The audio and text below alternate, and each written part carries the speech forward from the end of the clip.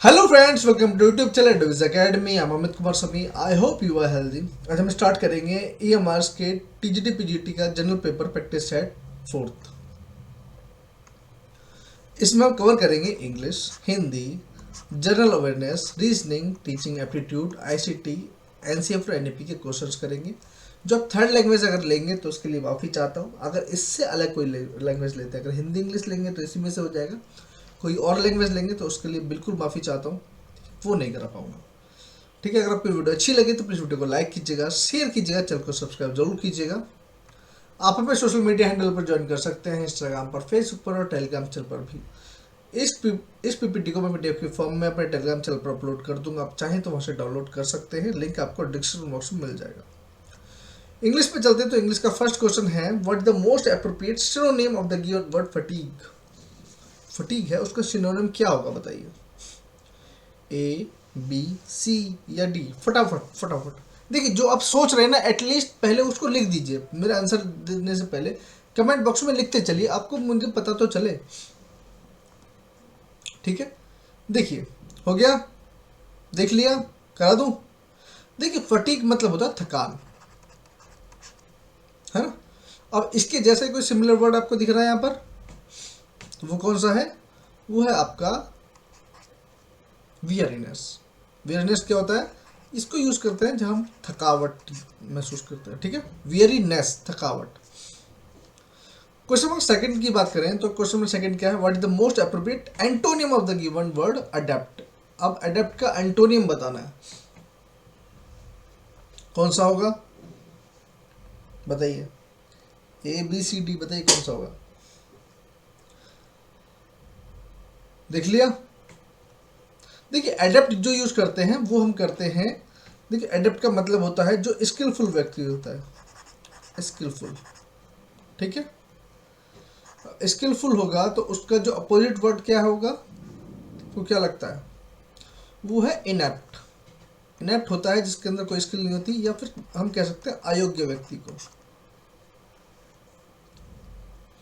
समझ में आ रहा है? चले आगे।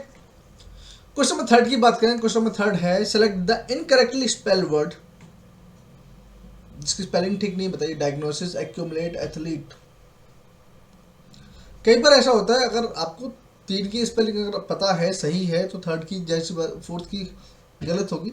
इसमें से क्या होगा बताइए। डायग्नोस की स्पेलिंग ठीक है नहीं है? एक्यूमुलेट देखिए, बताइए कौन सी है। देखिए, डायग्नोस की स्पेलिंग ठीक है, एक्यूमुलेट की भी ठीक है, एथलीट की भी ठीक है। कहाँ गलती है? हमारे ऑप्शन सी। क्योंकि एक्सटेसी नहीं होता, एक्सटेसी होता है, मतलब ई एस सी होता है, ना कि ई सी एस होता है, एक्सटेसी। अब इसका मतलब क्या होता है? जब हम एंथुजियाज्म के लिए यूज करते हैं इसको, तो इसका मतलब होता है उत्साह। ठीक है, या फिर परम आनंद, इन सब चीज़ों के लिए यूज करते हैं इसको। नेक्स्ट है, they are not playing the game. इसको कन्वर्ट कीजिए फटाफट, क्या होगा? The game has not being played by them, या the game is not being played by them. The game is being not played by them, the game has being not played by them. बताइए क्या होगा। Simple सी बात है, इसको कहाँ convert करोगे आप? The game is not being played by them.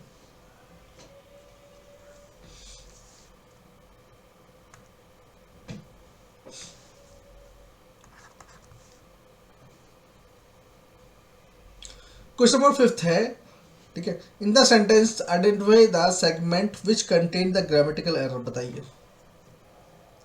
इसमें से इस सेंटेंस में जो यहाँ से यहाँ तक है, इसमें आपको ग्रामेटिकल एरर कहाँ दिख रही है? यहाँ से यहाँ तक कोई एरर है, यहाँ से यहाँ तक कोई एरर है, या फिर यहाँ से यहाँ तक कोई एरर? बताइए, कहीं है? किस पोर्शन में बताइए। If she left now, she would reach the station on time.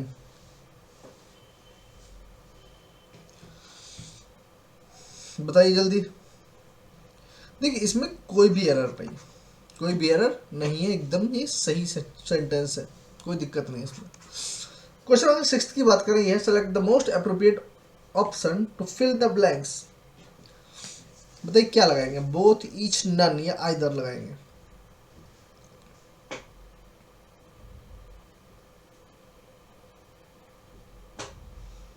सोच के आराम से तसल्ली से बताइए क्या होगा। जी एकदम करेक्ट। जो लोग नन बोल रहे हैं वो एकदम सही है। यहाँ पर क्या आएगा, none of this boys is doing anything worthwhile. Question number 7 की बात करें, क्वेश्चन नंबर 7 है select the option which is the most appropriate one word substitution to the given group word. ठीक है, a decision which can not be taken back, इसको हम क्या बोलते हैं इनमें से, एक ऐसा डिसीजन जो वापस नहीं लिया जा सकता, क्या बोलते हैं उसको, उसको बोलते हैं ऑप्शन सी इररिवोकेबल। ठीक है, इररिवोकेबल बोलते हैं उसको। क्वेश्चन नंबर 8 की बात करें तो क्वेश्चन नंबर 8 है select the most appropriate meaning to the underline idiom in a sentence. देखिए कुछ कुछ इडियम्स ऐसे होते हैं आपको सेंटेंस के साथ इसलिए दिए जाते हैं ताकि आप उसको रिलेट कर पाओ और आप समझ सको। ये क्या है, द एज्ड मैन, ठीक है, द एज्ड पर्सन जो है, aged man prefer to die in harness than lead to rusted life. ठीक है, वो आदमी मरना पसंद करेगा अपनी जंग भरी जिंदगी से बेहतर आगे आने वाली। तो ये क्या है, इसको इसका करेक्ट जो इडियम होगा उसका सेंस क्या बोल रहा है, इसका यूज करते हैं हम to continue occupation till death. ठीक है, to continue occupation till death. तो इंसान बोल रहा है कि इससे बढ़िया तो मरना ही है, क्योंकि अगर बेकार इस टाइप से पड़े रहोगे जंग लग जाएगा, तो इससे बढ़िया आपको रेगुलर काम करते रहना चाहिए। तो इसलिए बोलते हैं to continue occupation till death. Question 9 है select the most appropriate option to substitute the underline segment if no substitution required. Selected no substitution, simple सी बात है। बताइए इसकी जगह क्या सब्स्टिट्यूट करोगे आप, क्या रिप्लेस करोगे। तो इसमें आएगा his employ have not asked him to for raise. ठीक है, फॉर लॉन्ग टाइम नाउ। मतलब देखिए यहाँ पर ये क्यों आएगा, ये इसलिए आता है क्योंकि कोई काम अगर पास्ट में शुरू हो और अब तक चल रहा हो तो उसके लिए हम क्या लगाते हैं, प्रेजेंट परफेक्ट कंटिन्यूअस लगाएंगे। ठीक है, तो यहाँ पर क्या आएगा, his employ have not been asking him for raise long time now. Question number हम 10 की बात करें, क्वेश्चन नंबर 10 है select the option which is the most appropriate one word substitution to the given word. ये तो आप बता ही दोगे। वन, ठीक है, हु होल्ड एस्टेब्लिश ओपिनियन, ऐसा व्यक्ति जिसने कोई एक बात अपनी पकड़ रखी है वही पकड़ रखी है, उसको कोई फर्क नहीं पड़ता कौन क्या बोल रहा है क्या नहीं बोल रहा। ठीक है, उसको बोलते हैं ना जड़ बुद्धि जड़ बुद्धि उसको नहीं बोलते हैं, मजाक कर रहा हूँ। ठीक है, उसको बोलते हैं ऑर्थोडॉक्स। ठीक है, मतलब वो अपने सोच में कोई बदलाव लेके नहीं आना चाहता, फ्लक्चुएटेड नहीं, फ्लेक्सिबल नहीं है उसके बारे में। कुछ लोग देखे होंगे आपने। ठीक है, जैसे कि आपको पता है मैं एमआर से रिलेटेड रेगुलर वीडियोस अपलोड कर रहा हूँ, जीएस से रिलेटेड मैं रेगुलर वीडियोस अपलोड कर चुका हूँ, खत्म हो चुका है जीएस। ठीक है, हमारा ये एजुकेशन करंट अफेयर जो मैराथन है वो मैंने कंप्लीट कर दी है, आपको मिल चुकी है। आईसीटी हम कंप्लीट कर चुके हैं, टीचिंग एप्टीट्यूड कंप्लीट कर चुके हैं, एनईपी की वन शॉट वीडियो है वो हमने की है, एनसीएफ से रिलेटेड 2007-2023 से रिलेटेड जो भी इंपॉर्टेंट क्वेश्चन है वो मैंने करा दिए हैं। हिंदी की 2 वीडियोस मैंने अपलोड की हैं ताकि एक आपको ओवरव्यू मिल जाएगा किस टाइप का आपका सेट आएगा। ठीक है, और प्रैक्टिस सेट हम चला रहे हैं और ये आपका इस वक्त प्रैक्टिस सेट 4th चल रहा है ना। आपका एग्ज़ाम है 2-4 दिन में, तो इसलिए लगातार बने रहिए। और उसके बदले मुझे सिर्फ और सिर्फ क्या चाहिए, आपका सब्सक्रिप्शन चाहिए। प्लीज इस वीडियो को लाइक कीजिए ताकि मुझे पता पड़े कि मेरा एफर्ट थोड़ा काम कर रहा है। सामान्य हिंदी में देखिए चलते हैं, इंग्लिश हमारा कंप्लीट हो चुका है। क्वेश्चन नंबर 11 है अघोष वर्ण कौन सा है, बताइए अघोष वर्ण कौन सा है।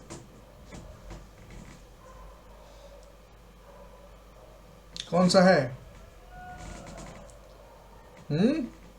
हाँ बिल्कुल सही, सा। अघोष वर्ण है सा। क्वेश्चन नंबर 12 देखिए मुझे किस प्रकार का सर्वनाम है? मुझे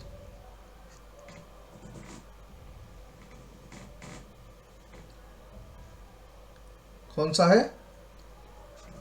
उत्तम पुरुष है। जी बिल्कुल ठीक, उत्तम पुरुष है। ठीक है, क्योंकि देखो मैं क्या है, मैं उत्तम पुरुष है। ठीक है, और उसका अगर आप अब उसको सर्वनाम में कन्वर्ट करोगे तो क्या होगा?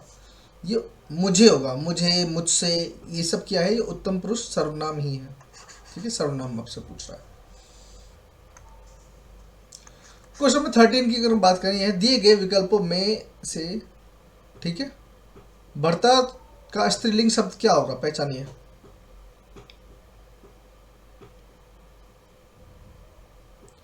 बताइए क्या होगा? भर्तनी होगा, भर्तारी होगा, भर्ती होगा, या भर्तरी होगा?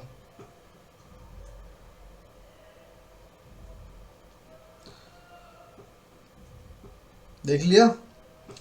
तो इसका जो स्त्रीलिंग होगा वो होगा भर्तरी। क्या होगा? ना कि भर्ती, भर्तरी होगा। क्वेश्चन नंबर 14 की बात करें, वह मुझसे अलग रहता है। ये मुझसे जो रेखांकित है, रेखांकित शब्द के आधार पर बताइए कि यह कौन सा कारक है? मुझसे अलग रहता है, कौन सा कारक होगा? कारक तो पढ़े आप सबने, है ना? तो इनको पता है, बिल्कुल ठीक है। हाँ, आप एकदम सही कर रहे हैं, अपादान कारक होगा। अपादान कारक होगा, बिल्कुल ठीक। क्वेश्चन नंबर 15 है, तद्भव से तत्सम, ठीक है, सॉरी, हाँ, तद्भव से तत्सम बने सही शब्द युग्म को चिन्हित कीजिए। जो एकदम पहले तद्भव है उसका तत्सम शब्द में कन्वर्ट किया गया है। हत्ता हाथ, रत्ता रात, नच्चा नाच। ये तो आपको पता, देखने से ही पता पड़ रहा है, ये तो कोई मतलब साइंस ही नहीं बन रहा है।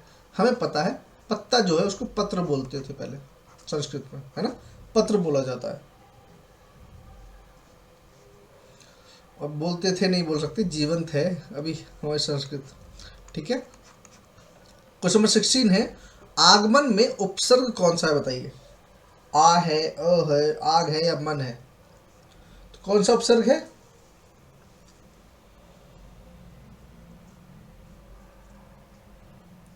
हाँ, आ है। ठीक है, आ जमा गमन।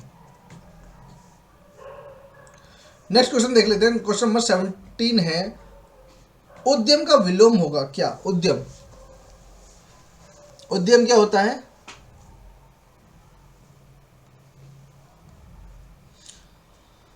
देखिए, उद्यम होता है जो आप होते ना, जो मेहनत होता है, मेहनत, श्रम, उद्यम का अर्थ। और इसका अपोजिट क्या होगा? विलोम शब्द क्या होगा?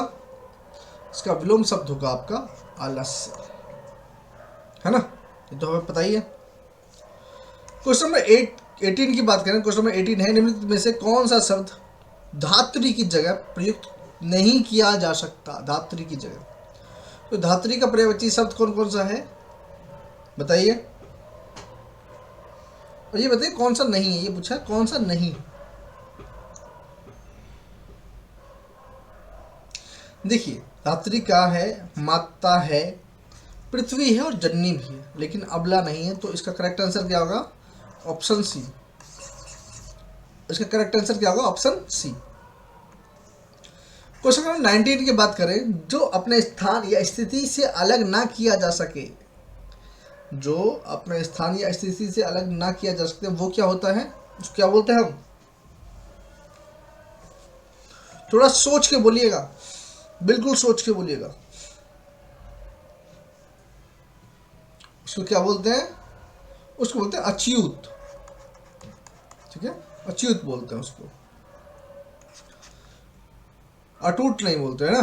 क्वेश्चन नंबर 20 है, यदि आज या आ, यदि अ या आ के बाद ई या ई आए तो दोनों मिलकर ए हो जाते हैं, तो यह किस स्वर संधि का, यह स्वर संधि कहलाती कौन सी?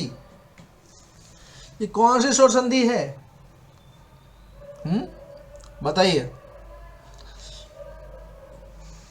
बिल्कुल ठीक, ये है गुण स्वर संधि। कौन सी है? गुण स्वर संधि है। यहाँ पर आपका हिंदी पोर्शन जो है वो भी कंप्लीट हो गया है। अब चलते हैं हम जनरल अवेयरनेस पे। जनरल अवेयरनेस में क्वेश्चन नंबर फर्स्ट कह रहा है, किस राज्य ने लाडली लक्ष्मी 2.0 वित्तीय सहायता योजना शुरू की? किस राज्य ने लाडली लक्ष्मी 2.0 वित्तीय सहायता योजना शुरू की थी? ये किसने की है? ये की है मध्य प्रदेश की सरकार ने। किसने की है? मध्य प्रदेश की सरकार ने। क्वेश्चन नंबर 22 बताइए, संघाई सहयोग संगठन SCO, संघाई सहयोग संगठन जो है के शासनाध्यक्षों की परिषद की बैठकों में भारत के प्रतिनिधित्व किसने किया है? Who presented India in the meeting of Shanghai corporation, ठीक है, ऑर्गेनाइजेशन। SCO इसलिए है, ठीक है, council of head of government. कौन है? तो ये है doctor S Shankar. Doctor S Shankar है। नेक्स्ट चलते हैं।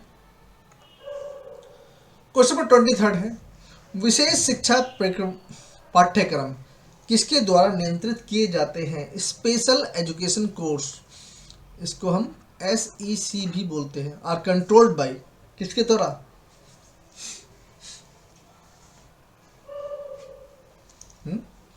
तो इसको जो कंट्रोल किया जाता है, ये किया जाता है rehabilitation council of India. Sorry, किसके द्वारा किया जाता है? रिहेबिलिटेशन काउंसिल ऑफ इंडिया, भारतीय पुनर्वास परिषद के द्वारा। नेक्स्ट क्वेश्चन नंबर 24 है, सबरीवाला मंदिर कहाँ स्थित है? ये तो आप बता दो, बताइए फटाफट। सबरीवाला मंदिर कहाँ स्थित है? ये क्वेश्चन मैंने पहले कराया हुआ है। कहाँ है? जी हाँ, केरल में है, ठीक है, केरल में है। क्वेश्चन नंबर 25 अगर हम देखें, राष्ट्रीय ज्ञान आयोग के अध्यक्ष कौन है? राष्ट्रीय, वो राष्ट्रीय ज्ञान नहीं है, राष्ट्रीय ज्ञान आयोग के अध्यक्ष कौन है? National knowledge commission is headed by, किसके द्वारा? ठीक है, तो इसका करेक्ट आंसर है सेम पित्रोदा। ठीक है, जब मैंने क्वेश्चन कराया था तो इनकी फोटो भी दिखाई थी मैंने आपको, सेम पित्रोदा। क्वेश्चन नंबर 26 है, समावेशी शिक्षा से क्या तात्पर्य बताइए? ये तो आप कर दोगे, उड़ा दोगे इस क्वेश्चन को तो आप, ठीक है। क्वेश्चन है, विकलांग छात्रों को विशेष शिक्षण या फिर सर्व शिक्षा अभियान है, विकलांग और सामान्य छात्रों के लिए समान शैक्षिक अवसर या विशेष स्कूलों में विशेष शिक्षा। भाई जाहिर सी बात है, अगर ये भी क्वेश्चन गलत किया ना आपने तो बहुत दिक्कत हो जाएगी, ध्यान रखना। हाँ एकदम ठीक, अरे सब मुझे पता, सब ब्रिलियंट है यहाँ पर, ठीक है।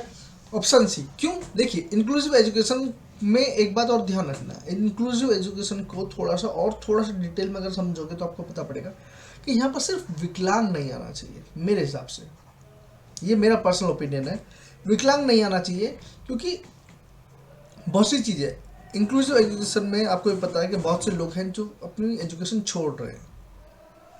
और उसमें अगर ओपनली बात करूँ तो जो LGBT कैटेगरी के जो बच्चे हैं वो छोड़ रहे हैं, ठीक है। तो ये चीज़ नहीं होनी चाहिए, उनको उसी तरीके से नरिश करने की बहुत ज़्यादा ज़रूरत है। क्वेश्चन नंबर 27 की बात करें, क्वेश्चन नंबर 27 है, भारत में शिक्षक शिक्षा संस्थानों की मान्यता के लिए समझौता ज्ञापन पर किसने हस्ताक्षर किए हैं? तो बताइए किसने हस्ताक्षर किए हैं?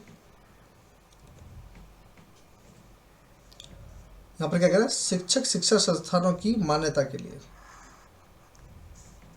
किसने हस्ताक्षर किए हैं?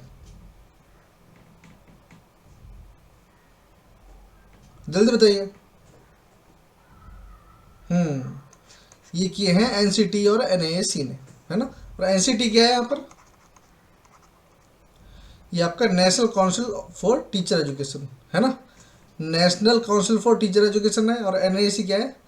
ये है national assessment for accreditation council, national assessment for accreditation council.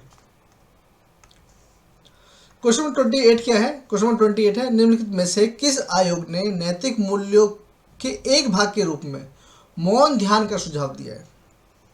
जो नैतिक मूल्य है उसके एक भाग के रूप में मौन ध्यान का सुझाव दिया है, तो किसने दिया ये बताइए? सेकेंडरी एजुकेशन कमीशन ने, यूनिवर्सिटी एजुकेशन कमीशन ने, नेशनल एजुकेशन कमीशन ने, या इंडियन एजुकेशन कमीशन ने? बताइए जल्दी। एकदम करेक्ट, ये कहा है यूनिवर्सिटी एजुकेशन कमीशन ने, जिसको हम बोलते हैं विश्वविद्यालय शिक्षा आयोग। क्वेश्चन नंबर 29 की अगर बात करें तो देखिए डीपीईपी है, पहले इसको समझिए। डीपी क्या है? यह डिस्ट्रिक्ट प्राइमरी एजुकेशन प्रोग्राम, और ये कब स्टार्ट हुआ था, कब प्रारंभ हुआ था? ये हुआ था आपका 1994 में। कब हुआ था? 1994 में। अब बताइए क्वेश्चन नंबर 30 बताइए, ये क्या है कि एजुकेशन जो शिक्षा है वो किसके अंतर्गत आती है? समवर्ती सूची में, मौलिक अधिकार में, भारत का संविधान में, या फिर राज्य सूची में? जो मेनली किस में आती है?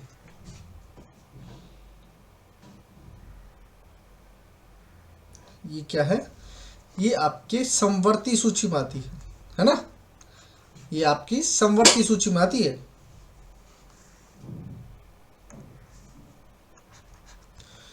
अब यहाँ पर आपका जनरल अवेयरनेस कंप्लीट हो गया। आप चलते हैं रीजनिंग पर। रीजनिंग के क्वेश्चंस देखते हैं। पहला है, कौन सा शब्द नीचे दिए गए संबंध को सर्वोत्तम ढंग से, ठीक, सर्वोत्तम ढंग से पूर्ण करेगा? बताइए। देखिए जैसे चार मीनार रिलेटेड है इंडिया से, ऐसे पिरामिड कहाँ से रिलेटेड है? बताइए, बताएंगे? देखिए चार मीनार एक धार्मिक स्थल है जो भारत में है। ये पिरामिड कहाँ पर है? हम सबको पता है, मूवीज भी आप काफ़ी देखिए। ये कहाँ पे? मिस्र में है, ठीक है, इजिप्ट में, मिस्र में है पिरामिड। क्वेश्चन नंबर 32 थोड़ा सा, इसको मैं आपको टाइम नहीं दे रहा हूँ क्योंकि जिनको पता है बहुत अच्छी बात है, जिनको नहीं पता है वो भी देख लें एक बार को। देखिए जब भी हम रीजनिंग क्वेश्चन करते हैं इस टाइप से अल्फ़ाबेटिकली, तो उसमें जो लेटर्स हैं वो उनको ऐसे लिखा जाता है, ठीक है, एम के बाद अपोजिट में, ताकि वो आगे पीछे देखा जा सके उनके, और आपको नंबरिंग भी पता पड़े कौन से नंबर पे कौन सा आएगा। अगर आपको टाइम मिले तो ये पहले कर लेना, ठीक है। देखिए जैसे बर्न है उसको क्या लिखा है? YFIM। तो देखिए बी के अपोजिट क्या है आपका? Y है ना। यू के अपोजिट क्या है? यू के अपोजिट क्या है? देखिए यू के अपोजिट F है, उसके बाद R है, R के अपोजिट क्या है? I है, उसके बाद क्या है? N के अपोजिट M है। ये तो हमें पता ही पड़ गया। अब यहाँ पर क्या है? देखिए बच्चा W के अपोजिट क्या है? D है। O के अपोजिट क्या है? O के अपोजिट L है, यहाँ पर लिख दिया। U के अपोजिट क्या है? U ऊपर है ना यहाँ पर U, तो U के अपोजिट क्या है आपका? U के अपोजिट F है, यहाँ लिख लिया हमने। उसके बाद N है, N के अपोजिट क्या है? M है, अभी हमने देखा है। उसके बाद D है, D के अपोजिट क्या है? यहाँ पर देखा अभी W। DLFMW ये कहाँ पर है? DLFMW ये रहा आपका, ठीक है। ये आगे पीछे हो गया है B और C, कोई दिक्कत नहीं, लेकिन आपको आंसर तो पता पड़ गया ना। DLFMW इस टाइप से निकालेंगे, कोई भी निकाल सकते हैं। अगर आपके नंबरिंग में भी ऐसे होता है कि कौन से नंबर पे है, उसके बाद 2 छोड़ के 4 छोड़ के, तो इस टाइप कौन सा आप कर सकते हैं। क्वेश्चन नंबर 33 है, भारतीय संसद के संबंध में विषम का पता लगाइए। देखिए ये क्वेश्चन जो है आपका रीजनिंग में है, लेकिन जनरल अवेयरनेस से रिलेटेड क्वेश्चन है, इसलिए मैंने आपको ये दे दिया है। इसमें पूछा ये कौन सा सत्र है जो नहीं होता भारतीय संसद में, तो कौन सा है जो विषम है, वो कौन सा है? देखिए पहले आप बताइए, चलिए आपने काफ़ी सुना होगा, और बीच में अभी जब राहुल गांधी की बात हो रही थी तो उसमें बोला जाता, काफ़ी ये चीज़ उछली थी कि भाई इस सत्र में ही कैसे उनको नहीं बैठने दिया जाएगा, क्या बात है क्या नहीं है। उस सत्र से पहले पहले उनकी वो जमानत होना बहुत ज़रूरी है, बेल होना ज़रूरी है। तो ये क्या है? हाँ, तो ये है ग्रीष्मकालीन, जो ग्रीष्म सत्र है ये नहीं होता, क्योंकि बजट सत्र जो होता है वो आपका कब से कब तक होता है? ये होता है Feb to मई तक चलता है। उसके बाद जो मानसून सत्र है वो आपका चलता है जुलाई से अगस्त में, है ना। और आपका जो शीतकालीन सत्र है ये कब चलता है? नवंबर से दिसंबर में ये चलता है, बस। ये होते हैं, ग्रीन सूत्र नहीं होता। अब देखिए क्वेश्चन नंबर 34 है, एक विशेष भाषा में मैट जो है उसको टैम लिखा जाता है और रेंट को TNER लिखा जाता है। मतलब आप गौर से देख रहे हैं तो इसको आपके पीछे से मतलब मिरर इमेज है एक तरीके से। तो आपको FEST को क्या लिखेंगे, यहाँ से उल्टा कर दो, TSEF है ना कहीं, हाँ ये रहा पहला ही है, TSEF हो गया।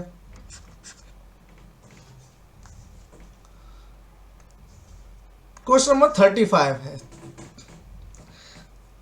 इसका विकल्प का चयन कीजिए, बताइए कि यहां पर क्या आएगा, थोड़ा सोचिए बताइए। 10 सेकंड देते हैं, बताइए क्या होगा।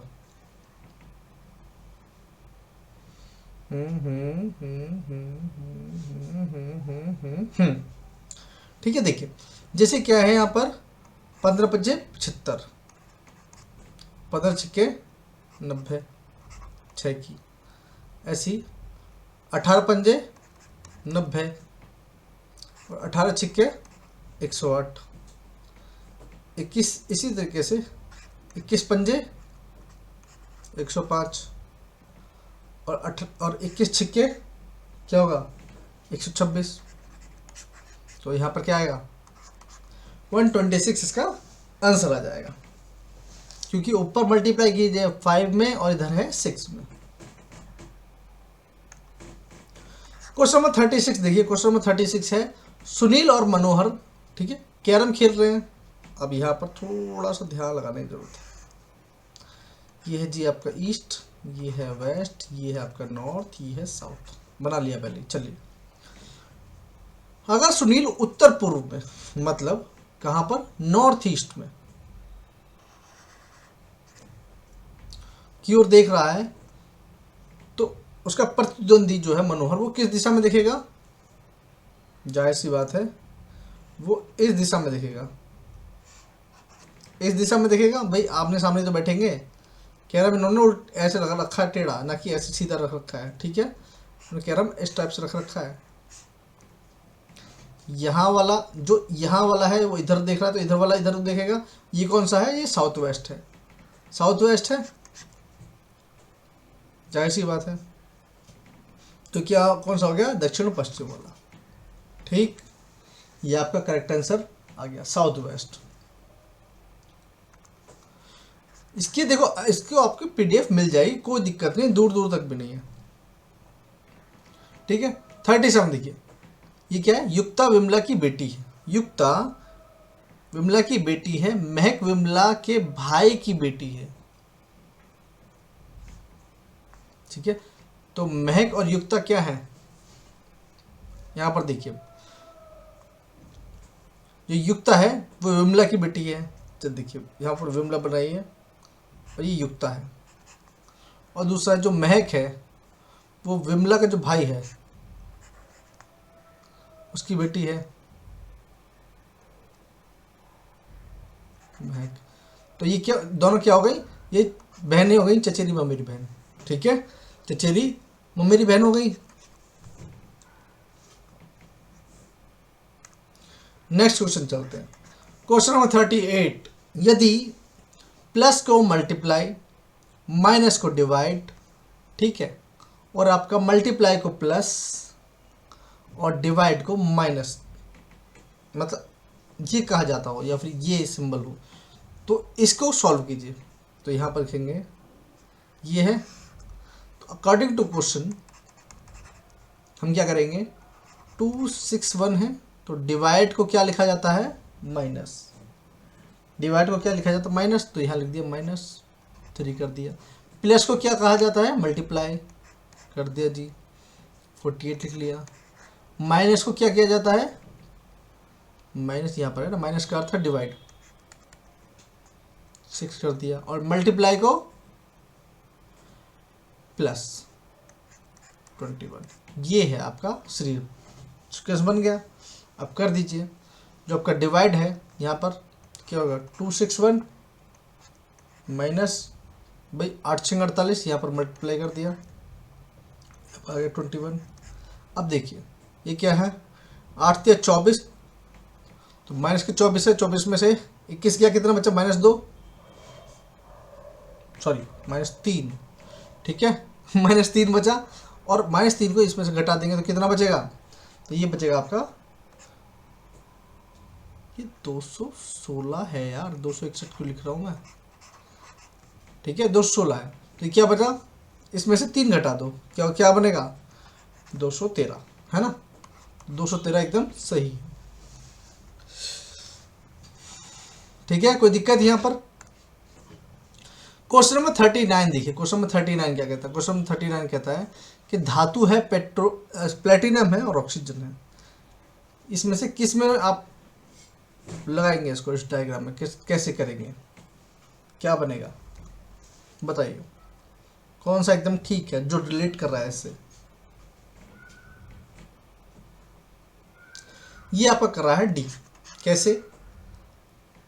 जो प्लेटिनम है, ठीक है, जो आपका प्लेटिनम है, ये क्या है? आपका मेटल ही तो है, और ऑक्सीजन अलग है, इसलिए आपका ऑप्शन डी जो है वो एकदम करेक्ट है। Question number 40, very very very easy question है। इसमें बोल रहे हैं कि मिरर इमेज बतानी है, इसकी मिरर इमेज कौन सी होगी?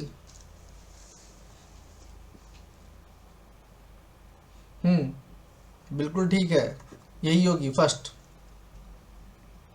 है ना। यहां पर आपके कौन से रीजनिंग क्वेश्चन भी कंप्लीट होते हैं। अब चलते हैं टीचिंग एप्टीट्यूड पर। टीचिंग एप्टीट्यूड का क्वेश्चन नंबर 41 ये कह रहा है, which one of the following is the primary agent of socialisation. हम स्टार्टिंग से पढ़ते हुए आ रहे हैं, ठीक है, जब से हमने टीचिंग फील्ड में कदम रखा है तब से हम सबको पता है जो समाजीकरण एक प्रमुख कारक है, ठीक है। निम्न में से कौन जो समाजीकरण का एक प्रमुख कारक है? तो सबसे पहले कौन सा है? प्राइमरी एजेंट कौन है? वो हमारी होती है फैमिली। कौन होती है? फैमिली प्राइमरी एजेंट है।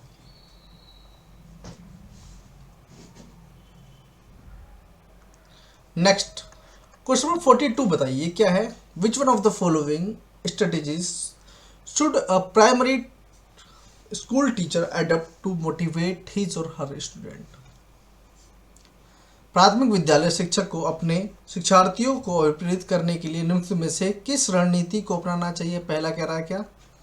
प्रत्येक शिक्षार्थी को अंक लाने के लिए स्पर्धा को प्रोत्साहित कराना, पहला।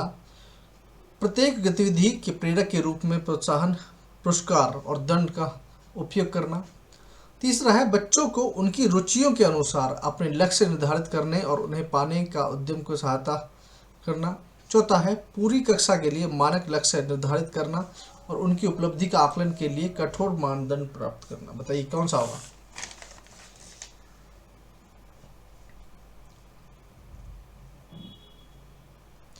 देखिए भाई, जाहिर सी बात है, जहां पर भी आए कंपटीशन, ठीक है, ये नेगेटिव वर्ड है, ध्यान रखना नेगेटिव वर्ड है कंपटीशन, कि हम किसी को कम्पीट नहीं करना, हमें अपने में से अपना बेस्ट निकालना है। बच्चों के अंदर से उनका बेस्ट निकाल दिया उनके अकॉर्डिंग, ठीक है, क्योंकि हर किसी की कैपेबिलिटी अलग है, तो ये तो वैसे ही गलत हो जाएगा। दूसरा क्या कह रहा है? दूसरा कह रहा है, ठीक है, प्रत्येक गतिविधि के लिए प्रेरक के रूप में प्रोत्साहन और मानदंड, जहां पर भी आएगा गिफ्ट वगैरह की बात आ जाए, ठीक है, रिवार्ड वगैरह की बात आ जाए, रिवार्ड और पनिशमेंट की बात आ जाए, तो ये भी आपका नेगेटिव आ जाएगा।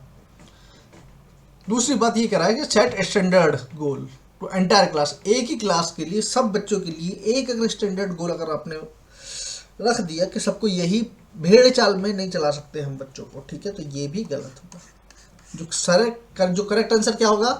वो होगा कि बच्चों को उनकी रुचियों के अनुसार, ठीक है, और उनके लक्ष्य को निर्धारित करने में आप उनका एक फैसिलिटेटर का काम करेंगे, ठीक है।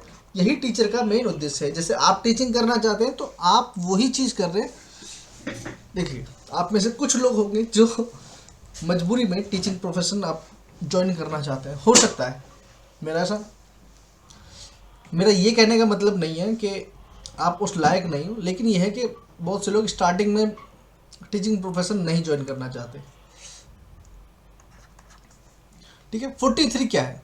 43 कहता है कि how children learn, which one of the following is not true respect to this statement. बच्चे किस प्रकार से सीखते हैं, नीचे दिए गए कथनों में से कौन सा इस प्रश्न के विषय में सही नहीं है। देखिए, बच्चे केवल कक्षा में सीखते हैं। बच्चे तब तक सीखते हैं जब तक वे संज्ञानात्मक रूप से तैयार होते हैं। बच्चे अनेक प्रकार से सीखते हैं। बच्चे सीखते हैं क्योंकि वे स्वाभाविक रूप से प्रेरित होते हैं।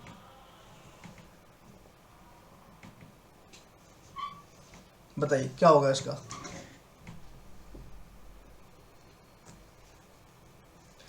जो नहीं है, जो इसका, देखिए, children learn when they are cognitive ready, बिल्कुल ठीक बात है। Children learn in a number of ways, बहुत से तरीके से सीखते हैं, बिल्कुल ठीक है। Children learn as they are naturally motivated, जब तक वो आंतरिक रूप से नेचुरली मोटिवेटेड नहीं होंगे तब तक वो सीखना शुरू नहीं करेंगे। आप क्लास में कितना ही भाषण देते रहो, जब तक सामने वाला इंटरेस्टेड नहीं है आपको ही पता पड़ेगा। ठीक है, टेंशन मत लो। जब आप क्लास में बैठोगे गवर्नमेंट स्कूल में तब पता पड़ेगा कि बच्चों को कैसे डील किया जाता है ना। और आप में से बहुत से लोग पढ़ा भी रहे होगे, मुझे पता है। तो इसमें जो करेक्ट आंसर नहीं है वो ही ये है, क्योंकि सिर्फ बच्चा क्लास में नहीं सीखता, ये कैसे कह सकते हैं हम। ठीक है, वो हम हर टाइम कुछ ना कुछ सीखते ही रहते हैं, है ना। तो जो इसका करेक्ट आंसर होगा, जो इसमें से अलग है, वो है ऑप्शन ए। क्वेश्चन नंबर 44 की अगर हम बात करें है, mass media is becoming a very important agency of socialisation, which one of the following is the most appropriate segment? Media is a very good way to advertise or sell product. इससे हमें क्या मतलब है, पहले तो ये बताइए। Socialization is done by the parents and the family only. ये भी गलत है। ठीक है, बताएंगे कैसे इसमें, क्योंकि मास मीडिया की बात की गई है। इसमें है access to mass media and mass media influence attitude, value and beliefs. देखिए, ये चीज़ बहुत इंपॉर्टेंट है। Children can not directly interact with media. देखिए, आप सोशल मीडिया से भी पढ़ रहे हैं और बहुत सी चीज़ है जो इन्फ्लुएंसर्स हैं। आप बहुत से लोगों को देखते होंगे, कोई किसी को देख रहा है, किसी को, बहुत से ऐसे इन्फ्लुएंसर हैं जिनको पता ही नहीं कि उनसे कितने लोग मोटिवेटेड होते हैं, लेकिन आप होते हो। भाई, सोशल मीडिया का आप किस तरीके से रूल आप उसको फॉलो कर रहे हो वो आपके ऊपर है ना, उसका यूज़ कैसे कर रहे हो आप। तो ये क्या है, जनसंचार माध्यमों की पहुंच बढ़ रही है और जनसंचार माध्यम अभिवृत्ति और मूल्यों और विश्वासों को प्रभावित करते हैं। बिल्कुल प्रभावित करते हैं, बहुत से लोग मोटिवेट होते हैं उस चीज़ से। अब ये है कि आपको, ये आपके ऊपर है, आपको क्या चीज़ पकड़नी है, क्या छोड़नी है। 45 है, India has a lot of linguistic diversity in the context which of the most appropriate statement about multilingual classroom at primary level, especially class 1st and 2nd. Students should be penalized for their mother tongue and local language. मतलब शिक्षार्थियों को अपनी मातृभाषा या स्थानीय भाषा का प्रयोग करने के लिए दंडित करना चाहिए। और दंडित करोगे तो ये क्या होगा, उस वो ज़िंदगी में कभी भी कुछ आगे नहीं करेगा, क्योंकि वो अपनी लैंग्वेज में, पहले तो उसको अपनी लैंग्वेज आती है ना, वो आप सुनना नहीं चाहते तो वो कैसे करेगा, घर पे तो वही बोला जाता है। दूसरा है, the school should admit only those students whose mother tongue is the same as the language of instruction. Class 1st and 2nd की बात हो रही है यहाँ पर। The teacher should respect all language and encourage children to communicate in all of them. ये आपका सही है। ठीक है, बट जो शिक्षक है, स्टार्टिंग में आपको पता है जो NEP की पॉलिसी है और NCF में भी ये बात कही गई है कि जो क्लास लेके 2nd तक आप क्या करेंगे, बच्चों को उनकी लैंग्वेज प्रॉपर तरीके से, जबकि 5वीं 5th क्लास तक, ठीक है, उनको उनकी लैंग्वेज पूरी तरीके से बोलने का पूरा अधिकार है, उनमें कम्युनिकेट करें ताकि बच्चे एक दूसरे से बहुत कुछ सीखें। ठीक है, तो ऑप्शन सी जो है वो आपका करेक्ट हो गया। ऑप्शन 46 क्या है, क्वेश्चन नंबर 46 क्या है, क्वेश्चन 46 है, teacher need to ensure that all learners in her class feel accepted and valued. To do this teacher should, ये क्या, अध्यापक को यह सुनिश्चित करना चाहिए कि उसकी कक्षा के सभी शिक्षार्थी अपने आप को स्वीकृत और सम्मानित समझें। इसके लिए शिक्षक क्या करेगा, कड़े नियम बनाएगा, जो बच्चे और उनका पालन करें और उन्हें दंड दें। ठीक है। वंचित पाठ्य वंचित पृष्ठभूमि से आने वाले बच्चों को तिरस्कार करें। अगर अगर हम तिरस्कार करेंगे तो न्यू जनरेशन कैसे बनेगी, एक बात बताइए। ठीक है, तो ये भी गलत हो गया। उन शिक्षार्थियों का पता लगाएं जो अच्छी अंग्रेजी बोल सकते हैं और संपन्न घरों से हैं तथा उन्हें आदर्श रूप में प्रस्तुत करें। अगर ऐसे होगा तो फिर क्या होगा, फिर बच्चे डिमोटिवेट हो जाएंगे जो नहीं बोलते हैं, फिर उनका क्या कम। और आप सिखाने आए हो, ना कि आप ये देखने कि कौन बच्चा अच्छा बोल रहा है। उन शिक्षार्थियों की सामाजिक और सांस्कृतिक पृष्ठभूमि की जानकारी प्राप्त करें और कक्षा में विभिन्न मतों को प्रोत्साहित करें। ठीक है। Get to know the social and cultural background of her or his student और and encourage diverse opinion in the class. देखिए, मेन बात है, बहुत से बच्चे ऐसे होते हैं जो अपने घर के पहले बच्चे होते हैं, फर्स्ट जनरेशन जिसको बोलते हैं, कि उनसे पहले उनसे कोई पढ़ा नहीं होता है, तो उनको सिखाने में आपको ज़्यादा मेहनत करनी पड़ेगी क्योंकि उनके घर में कोई है नहीं। तो ये काम किसका है? ये काम आपका है, ये काम टीचर्स का है। क्वेश्चन नंबर 47 है, which of the following statement about children error is correctly. देखो, children commit error because they are careless, इसलिए बच्चे गलती करते हैं। Children error are part of learning process. Children commit error when their teaching is lenient and do not punish. मतलब ये कह रहा है कि ये गलत है, समझ रहे हो, ये भी गलत है, ये भी गलत है। क्यों? क्योंकि बच्चे कमिट एरर करते हैं क्योंकि दे आर केयरलेस है, इस वजह से नहीं करते हैं। दूसरा है लीनियंट होता है और आप उसको दंड नहीं देते इसलिए गलती करते हैं। डी ऑप्शन है आपका कि children error are insignificant for the teacher and she should do strict out to mistake and not pay any attention. मतलब अगर कोई गलती कर रहा है तो उनको छोड़ देना चाहिए, ऐसे उनको ध्यान नहीं देना चाहिए कि ऐसा करना चाहिए, बिल्कुल नहीं करना चाहिए।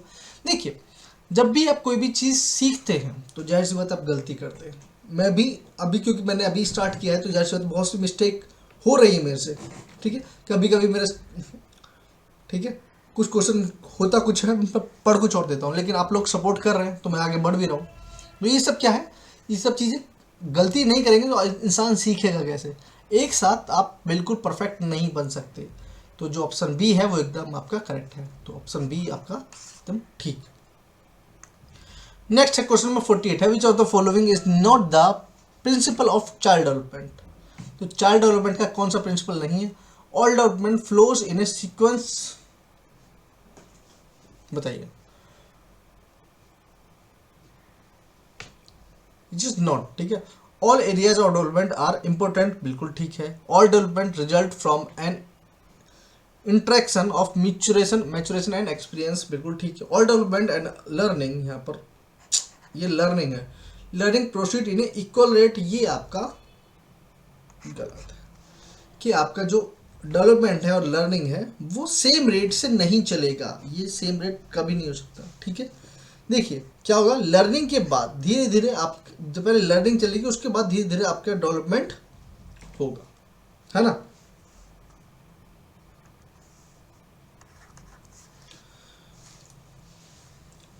क्वेश्चन नंबर 49 है, regarding learner individual difference teacher should provide a variety of learning situations, solve the problem based on deductive method, most of the time use algorithm, और चौथा है provide fact to student to memorize them।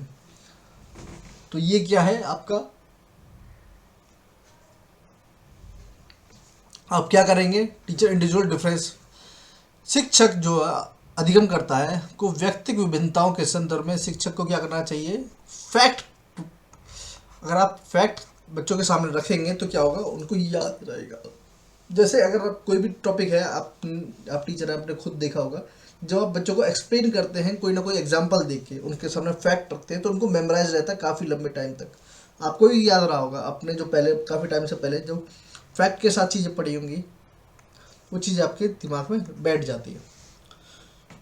Question number 50, ये क्या है, do children acquire language because they are genetically predisposed to do so because parents intensively teach them for an early age. The question intentionally highlight, क्या बच्चे इसलिए भाषा अर्जित करते हैं क्योंकि उनमें अनुवांशिक रूप से ऐसा करने की पूर्व प्रवृत्ति होती है, या उनके माता पिता प्रारंभिक अवस्था से ही उनका गहन रूप से सिखाते हैं? यह प्रश्न आवश्यक रूप से दर्शाता है, क्या दर्शाता है?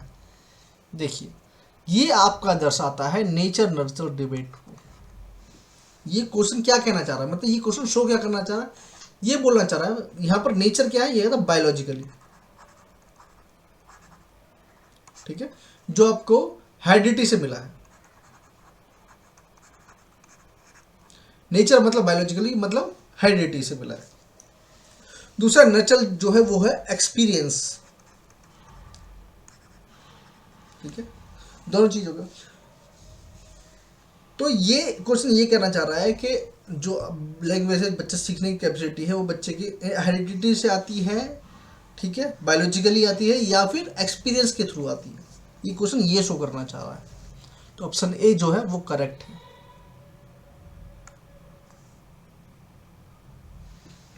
क्वेश्चन नंबर 51 है, a compiler of software which convert, जो कंपाइलर है वो क्या काम करता है? कैरेक्टर टू बिट में कन्वर्ट करता है, high level language to machine language में कन्वर्ट करता है, हाई लेवल मशीन लैंग्वेज को हाई लेवल लैंग्वेज में कन्वर्ट करता है, या फिर वर्ड को बिट में कन्वर्ट करता है? बताइए क्या करता है कंपाइलर, आपने बहुत सुना होगा। तो ये क्या करता है कंपाइलर? कंपाइलर करता है हाई लेवल लैंग्वेज को मशीन लैंग्वेज में कन्वर्ट करता है और एक साथ कर देता है, ठीक है। पहले हम इंटरप्रेटर भी यूज करते थे। क्वेश्चन नंबर 52 क्या है? क्वेश्चन नंबर 52 है, a personal computer uses a number of chips mounted on A circuit board. वो क्या कहते हैं उसको? एक पर्सनल कंप्यूटर एक सर्किट बोर्ड पर लगे हुए चिप्स का उपयोग करता है, जिसे क्या कहते हैं हम? मदरबोर्ड बोलते हैं। आप सब ने देखा है वो, है ना, आपके सिस्टम्स में लगा हुआ है। क्वेश्चन नंबर 53 है, computer is on an internet are identify. Internet पे कंप्यूटर की पहचान किसके द्वारा की जाती है? वो की जाती है आपके आईपी एड्रेस से। किससे की जाती है? आईपी एड्रेस के थ्रू की जाती है। और ब्लॉक क्या होता है बताइए, व्हाट इज ब्लॉक? ब्लॉग होता है अ पर्सनल और corporate website in the form of an online journal.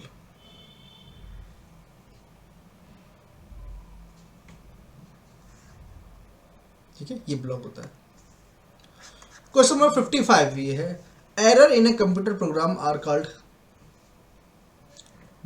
अच्छा मुझे एक बार बताइए, यहाँ पर मैंने पहले भी ये क्वेश्चन पूछा है, एरर और आपका मिस्टेक में क्या अंतर होता है? बताइए, एरर और मिस्टेक में क्या अंतर होता है? देखिए, मिस्टेक होता है जो आप कोई गलती करते हैं, है ना, लिखने में कोई गलती करते हैं तो मिस्टेक है। लेकिन एरर का मतलब होता है जिस चीज़ को कंप्यूटर समझ नहीं पाता। जैसे बहुत से ऐसे नाम हैं, आपने देखा होगा, जब आप लिख रहे होगे, आप पीपीटी पे काम करते हो, जब किसी में भी, तो उसमें आप जो लिखते हो आपके हिसाब से वो ठीक है, लेकिन उसके नीचे रेड कलर का शो कर देता है। इसका मतलब है, एरर का मतलब कि वो जो सिस्टम है वो आपका उसको समझ नहीं पा रहा है, तो इसलिए वो एरर दिखाता है कि एक बार चेक कर लो कि आपने ठीक लिखा है या नहीं, तो वो एरर है। ज़रूरी नहीं है जो एरर है वो मिस्टेक हो ही हो, ऐसा ज़रूरी नहीं है, ठीक है। तो इसको देखिए, जो भी एरर है इन्हें कंप्यूटर प्रोग्राम कॉल्ड क्या? फॉल्ट भी बोलते हैं उसको, फ्लो भी बोलते हैं और बग भी बोलते हैं, ठीक है। तो all of above. Question number 56 है, which agency use computer first in India. ये किसने किया था? भारत में सबसे पहले कंप्यूटर का प्रयोग किस एजेंसी ने किया गया था? ये क्या था? आईएसआई कलकत्ता ने किया था, आईएसआई कलकत्ता ने। क्वेश्चन नंबर 57 है, information and communication technology includes, ठीक है, ऑनलाइन लर्निंग, बिल्कुल है, learning through the use of EDUSAT, बिल्कुल, ठीक है, वेब बेस्ड लर्निंग, बिल्कुल है। मतलब इसका करेक्ट आंसर क्या आएगा? All of above. Question number 59 है, which of the following is not a valid file extension of the word pad file को क्या बोल, उसका क्या है जो नहीं, देखिए एक तो ये भी है, ये भी है, ये भी, जो नहीं है वो कौन सा है फाइल का, जेपीजी, ये नहीं है। इसका करेक्ट आंसर क्या होगा, option third. Question number 60, question number 60 क्या है, the word count command on a tool, ठीक है, द कोई बात नहीं, ठीक। क्वेश्चन नंबर 60 है, मैं इसलिए हंस रहा हूँ क्योंकि पीछे से आवाज़ आ रही है बहुत ज़्यादा, थोड़ा सा कॉपरेट कीजिए, ठीक है। The word count command on a tool menu display the number of word as well as the, देखिए जब भी आप वर्ड काउंट कमांड का टूल जो यूज़ करते हैं उसमें आपको जो वर्ड के साथ साथ क्या बताता है, उसमें आपको लाइन भी बताएगा कि कितनी लाइन है, पैराग्राफ भी बताएगा, करेक्टर भी बताएगा, ठीक है। तो इसका करेक्ट आंसर क्या होगा, all of above, all of above बताएगा।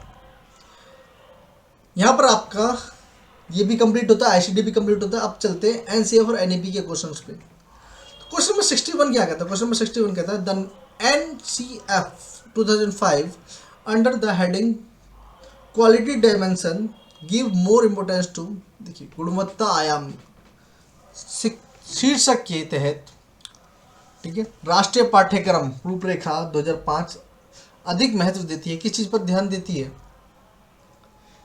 ठीक है, ये देती है आपका, बताइए किस पे, फिजिकल रिसोर्सेज पे, क्वालिफाइड मोटिवेटेड टीचर पे, या experience design for the children in term of knowledge, या experience design for the child and curriculum reform. तो ये जो आपको जो सबसे ज़्यादा बेटर है वो है आपका डी, जो एक्सपीरियंस ध्यान दिया जाता है, experience design for the children's and curriculum reform पे, इस चीज़ पर सबसे ज़्यादा ध्यान दिया जाता है।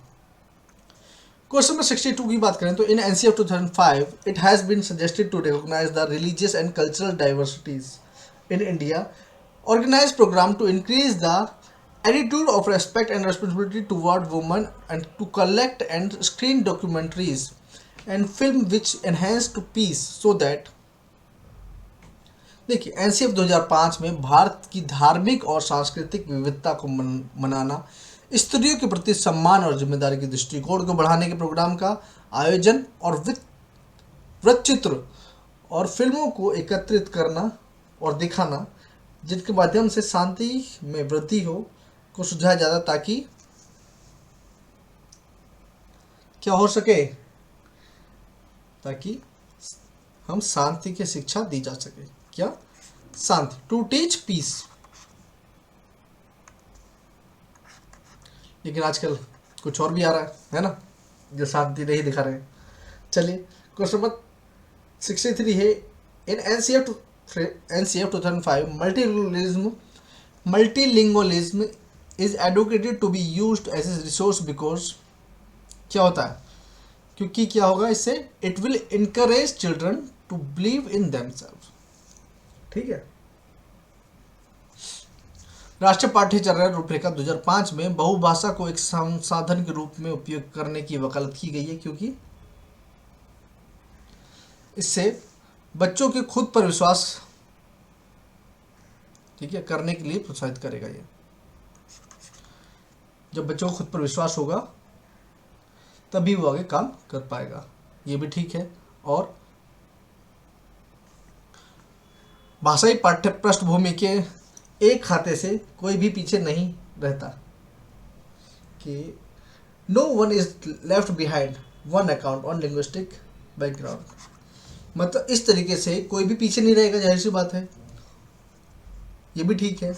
और it is a way to ensure that every child feel safe, इससे बच्चा सुरक्षित भी महसूस करेगा। तो इसमें तीनों ही ऑप्शन आपके एकदम ठीक है, कोई भी गलत नहीं, इसलिए all of above, all of above. Question number 64 की बात करें तो ये है कि देखिए इन एनसीएफ 2023 में, ठीक है, आप इसके बारे में मैंने बताया हुआ अपने एनसीएफ वाली वीडियो में, विच कोर्स इंक्लूड द पंच कोर्स मीन्स माइंड लेयर, जो माइंड लेयर है उसको क्या बोलते हैं, जो पंच कोर्स है उसमें क्या बोलते हैं, उसको मनोमय कोश बोलते हैं, क्या बोलते हैं, मनोमय कोश बोलते हैं। क्वेश्चन नंबर 65 है what does national education policy 2020 purpose for retention and students from social economic disadvantage group. ये क्या राष्ट्रीय शिक्षा नीति 2020 सामाजिक आर्थिक रूप से वंचित समुदायों से आने वाले विद्यार्थियों की अवधारणा के लिए क्या प्रस्तावित करती है कि जो आपका मटेरियल होना चाहिए वो कैसा होना चाहिए, वो होना चाहिए relatable and meaningful. Relatable and meaningful curriculum होना चाहिए। ये नहीं है कि बिना किसी वजह के ही बच्चों के ऊपर ज़्यादा से ज़्यादा चीज़ें थोप दी गई। वो रिलेटेबल होना चाहिए, मीनिंगफुल होना चाहिए और उनका बच्चों के लाइफ में बहुत बड़ा रोल होना चाहिए। ठीक है, यहीं पर आपके क्वेश्चंस कंप्लीट होते हैं। आपको वीडियो कैसी लगी ज़रूर बताइएगा। अगर आपको वीडियो अच्छी लगी तो प्लीज़ वीडियो को लाइक कीजिएगा, शेयर कीजिएगा, चैनल को सब्सक्राइब कीजिएगा। मिलते हैं नेक्स्ट प्रैक्टिस सेट के साथ, तब तक के लिए टेक केयर ऑल, ख्याल रखिए अपना। ठीक है, और हाँ, जो मैंने एनसीएफ की वीडियो, एनईपी की वीडियो अलग अलग बना रखी है, उनको जाकर प्लीज़ जाकर चेक कीजिए। और जिन्होंने मेरे पहले प्रैक्टिस सेट नहीं देखे हैं जाकर देखिए। ठीक है, आपको बहुत हेल्प करेंगे, आपको पता पड़ेगा कि आप कहाँ पर हो।